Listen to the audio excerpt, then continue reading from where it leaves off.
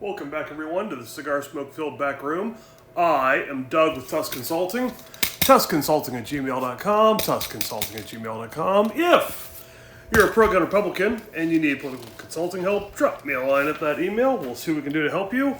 If you are not a pro-gun Republican, go away. So, in the ongoing video series about things that are not discussed enough in politics, or at least not discussed honestly enough in politics, we're going to talk about cabinet positions and the appointment process. There's been a rather hot topic in the news lately, a lot of the chatter in classes going on and on about it, but before we get too deep into that, the cigar of the day is a Diesel Whiskey Row series. I've had this before on the show. And the bottle of the day is a Four Roses single barrel. This is a 100 proof, very easy sipper that I have here with a single large cube in a Four Roses glass. Very, very easy to sip. Anyhow, cabinet appointments. So, what's going on here? There's a lot of talk about it. Who all President-elect Trump is nominating and what all it means. So there is a provision in the Constitution that the Senate has the ability to advise and consent to the people that surround the president, that help him to execute the duties of the office. And this is what is being talked about here with these, how are these nominees going to make it through the Senate? The little civics reminder from high school maybe, the president nominates people to certain positions, and then for the ones that require Senate confirmation, the Senate will consider them and usually approves them. The Senate voting down a nominee is actually rather rare. It does occasionally happen, but it's very rare. More commonly, what happens is if a nominee is really and truly flawed, they will either ask to be withdrawn from consideration, or the president will take them out of consideration and nominate somebody else. And this happens every so often, once a presidency or so. It's not that big a deal, and it is entirely possible this could happen with the second Trump administration. But despite all the drama and all the chatter in classes going on about it, and people say, will this person get in? Well, why is this person being nominated? And do they know enough? Let's all take a step back and understand something. The president is going to get his team, okay? That's POTUS, that's an acronym for President of the United States, in case you weren't sure. President's going to get his team. And yeah, there may be some drama, and yeah, there may be some interesting, hearings in the Senate. And yeah, some senators may go in front of the camera and run their mouths, but at the end of the day, Trump's largely going to get his team. So, let's talk about who all requires approval from the Senate. The advice and consent of the Senate. Well, it's actually a surprisingly long list. We only think about the biggies. Secretary of State, Attorney General, stuff like that. And even then, and there's actually another category in the federal judiciary, a lot of times, the Supreme Court nominees, those get a ton of scrutiny, because there again, the president nominates someone, and then the Senate has to confirm them. That's the advice and consent role. And in fact, Trump did very well in his first term with Supreme Court justices, and has the possibility to get one or two more here in this second term. But we're getting kind of far afield. The question of the day is about the cabinet. So again, the biggies are Secretary of State and Attorney General and Secretary of the Interior, things like this, right? There's actually a whole lot more than just that. You probably couldn't fit all of them on a basketball court if you had to. There are, however, lots of people in the executive branch who do not require the Senate's consent. And even some of those traditional positions, there are ways to get around the required advice and consent. So let's talk about one way that's very, very popular. Let's say you want somebody to be on your team, on the president's team, and you're not sure if they can get through a confirmation hearing. You're just not sure, right? Yeah, they got some baggage. Maybe they're a good dude now, but in the past, they're you don't want that stuff coming up. It could be embarrassing, whatever. So what do? You don't nominate him to be Secretary of State or Attorney General or Secretary of Defense or Secretary of Interior. No. You make him a czar. What exactly is a czar? Well, look, you don't have to pull up a PDF file of the Constitution and search for the word czar to realize it ain't in there, okay? A czar is not given any specific powers. That title doesn't come with a certain amount of authority, a certain number of direct reports, a certain portfolio of influence. It is literally whatever the president wants them to do. And they've gone by lots of other titles, kind of a catch-all term, really. It could be a special assistant to the president, or a special envoy to wherever, or, a special, an advisor for, missile technology, whatever. There have been lots of these, and this is not a partisan thing. There have been czars appointed by both Democrats and Republicans for decades. Okay, this is not new. But nowhere is there any sort of Senate procedure to approve a czar. So if you've got somebody, you want them on your team, but you don't want to force them through a Senate hearing, make them a czar. And having said that, sometimes there are czars who do hold positions that require Senate approval.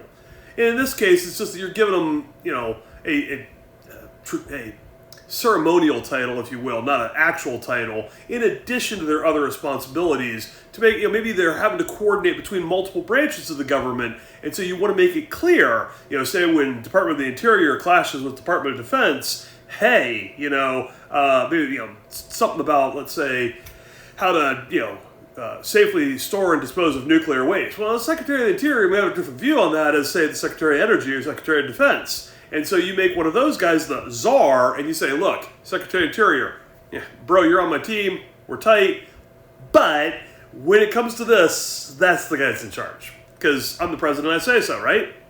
You can do that when you're president. So again, it's kind of a catch-all term. But it's not the only way to get around this whole Senate thing. We can also do things like an acting head of an agency. So this is a limited duration use, though. It's not good for all 4 years. It's only good for a matter of months, I understand. But you can appoint somebody to be the acting head of an agency while you try to get, say, your full-time permanent appointee in there. That works. But again, it's not a permanent fix. The most permanent, the one fix, a fix, is what are called recess appointments. Now, this is something that's been getting a lot of press lately. Recess appointments can be kind of touchy.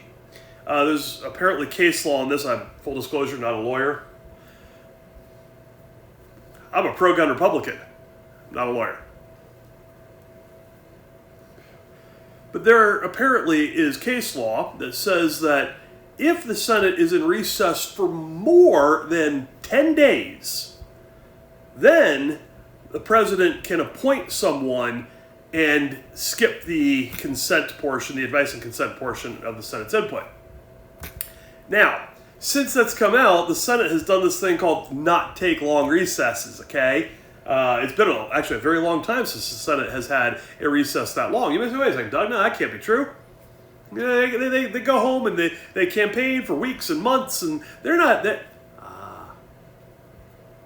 They have these non-working sessions of the legislature where a couple of senators will go in and gavel in a session and say a couple things and then convene the session, and so that it doesn't hit the 10-day mark.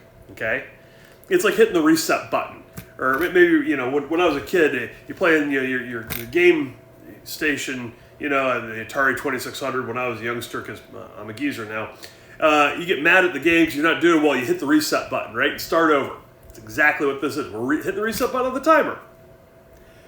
They do that, and they've been doing it a lot. And it keeps there from being a 10-day recess in order for recess appointments to occur. Okay, cool. Now, having said that, the president's party controls the Senate now too. And so if the Senate wants to, I mean, we've got it's not a razor thin majority. What is it, 53-47 now, I think? Maybe 54-46, I think. Anyway, we got a couple seat majority in the Senate. The point is, if the Senate wants to, they could intentionally take an 11-day recess and let the president just sail through with everything he wants. And that would be really cool in terms of, working with people. I find it unlikely that that happens. Probably what they'll do is they'll have some hearings on some of the big names that we all know about. And look, there may be some fights over some of these. There might be, okay? There might. But once they get through all the really contentious ones, a lot of those positions don't generate a lot of press interest. And so they may, after they get through the biggies, the Secretary of State and the Secretary of Defense and Interior and Energy and Transport, all the biggies, they may just go, you know what, it'd be really great to take a 2-week vacation. Poof. And then the president can get everybody else through all in one go. That might happen. That would be nice. Because, again, in the modern day, the slow rolling is what's really damaging. If you keep a president from being able to enact his policy by slow rolling his nominees, that's a way to block the president from getting done what he wants to get done. But look, Republicans control the White House, the Senate, and the House. So we have things to do. And slow rolling is not acceptable. So you want to have hearings on somebody? Great. Schedule them quick. Maybe there's going to be some nasty stuff. Maybe there's going to be some fights. That's okay. But let's get to it. Let's get the fight and get it out of the way. Now, some people have asked, why is the president-elect choosing people with high-profile names? To some, this is confusing. This doesn't make sense. Usually, for a lot of these nominations, traditionally, you get these policy wonks, people that have very, impressive resumes in these fields, and maybe they're not household names. They're not. So you may say, why is Trump now choosing these names that already have exposure? Tulsi Gabbard for intelligence and so forth. Marco Rubio for Secretary of State, for instance. Why is he doing that? There's a good reason. Yeah, the Republicans control the White House and the Senate and the House, and we're doing great. But the Dems are still, the liberals, the anti-gun liberals, are still running the media, aren't they? And here's the trick. Whoever we put up for whatever position, the Democrats are going to hate them. They're going to hate them. They're going to say horrible things about them. They're going to dig up dirt on them. If they don't find any dirt, they're going to make some up. Okay? So, what do? Nominate somebody that already has an impression in the public's mind as to who they are and what kind of person they are. That's really huge. If the people already have an opinion about somebody, it's harder, not impossible, but harder for the media to turn them into some horrid monster, like the Godzilla and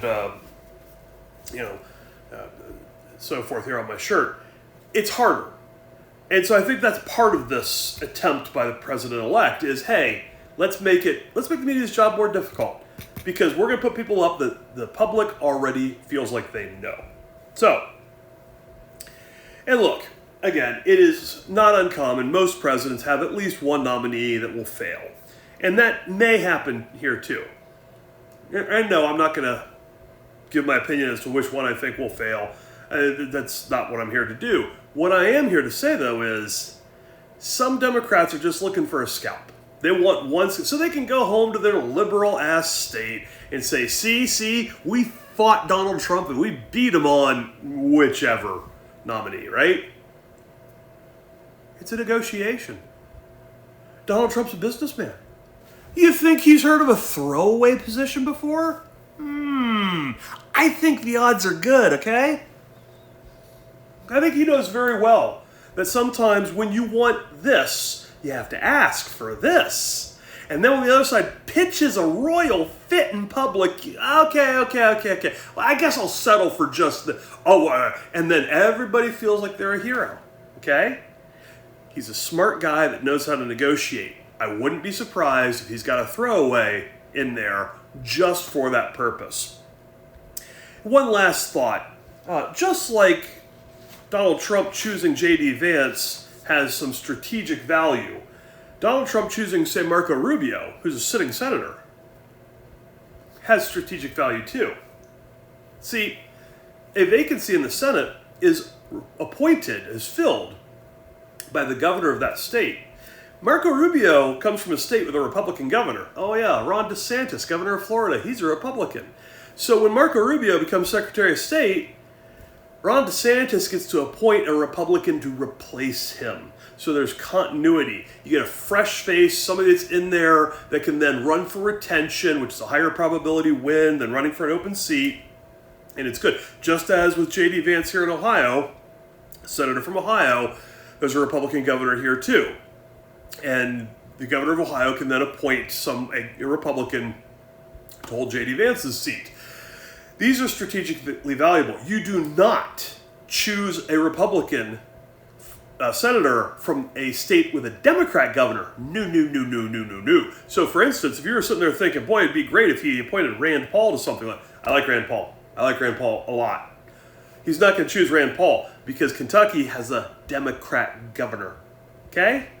Think about it. Strategically, that's a dumb move because that Democrat governor will appoint a Democrat to fill Rand Paul's seat, and that ain't cool. He's being smart about this, and he's looking for the future and continuity while he gets his team. Okay? So, in summary, don't get too wrapped up in all the hype. Like, the chattering class has got to talk about something, and I guess I do too.